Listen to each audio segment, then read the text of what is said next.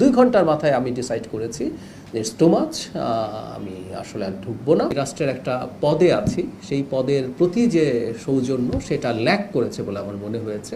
আমার তো একটা ডেলিগেটকে লিড করছে, আমার সাথে আরও মানুষজন ছিলেন, তারা তাদের ইমিগ্রেশন পার করে চলে গেলেন। আমার ইমিগ্রেশন যখন শুরু হলো আমি মুহূর্তেই বুঝতে পারলাম তারা দেরি করছেন, তাদের সময় লাগছে।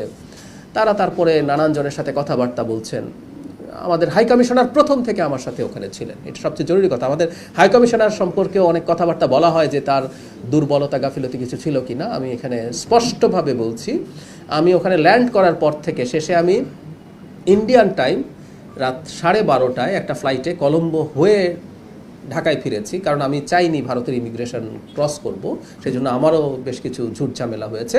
পুরো সময়টা হাই কমিশনার পাশে ছিলেন, তিনি তার জায়গা থেকে সলভ করার চেষ্টা করেছেন বিভিন্ন জায়গায় ফোন করে। সমস্যা কি হয়েছে আমি নিজের মুখে বলছি না, এটা পত্র বিশেষ করে ইন্ডিয়ান মিডিয়াতে এটা যথেষ্টই এসছে।